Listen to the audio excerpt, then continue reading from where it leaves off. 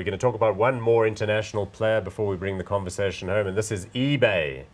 eBay. So this is an e-commerce leader. Remember, this is the company established in about 1995 by a guy called Pierre Omidyar. This was basically to allow people to trade second-hand stuff. So we're talking about collectibles. You know, you watch a stamp collection.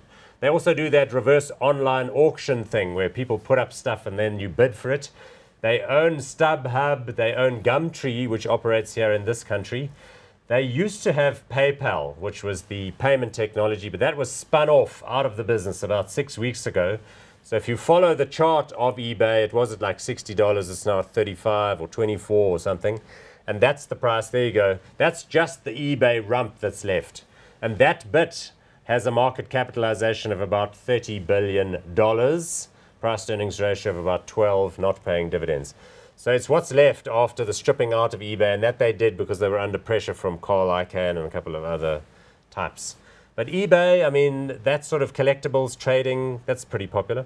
It is. It's always surprised me that in this era of the younger generation, particularly being attracted by the ephemeral goods that are on display, something that actually deals in second-hand goods, I've always found it a bit counterintuitive. Yeah. And yet, as you rightly say, Paul, the demand is there, and it seems to go from strength to strength. And you say Gumtree in this country, for example, and quite a few other things.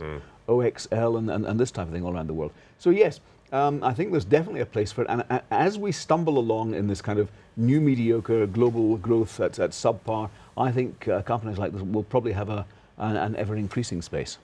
Yeah, because as you say, there are like narrow vertical markets. So like if you're a stamp collector or you collect, I don't know, sort of World War II memorabilia, for example, you would get very excited if somebody puts up an item that you really want and the price of those is pretty high, and then eBay is making money because the seller kicks in a fee as the deal gets done, and they provide the guarantees that keep both parties happy. Again, it works better in markets where there are more established credit card and fulfillment services. Yes.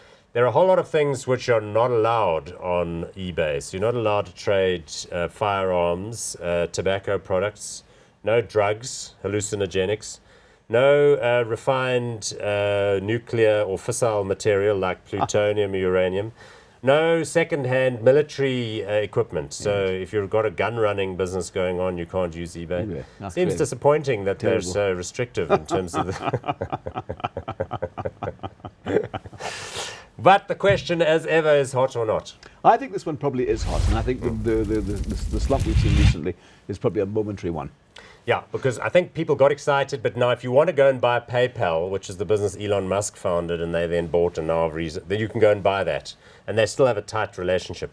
So what you get with eBay is really just a business that is very profitable, but it seems cheap on a relative margin. Yeah, it's not expensive at all. Okay, so we're going to go with hot on that one.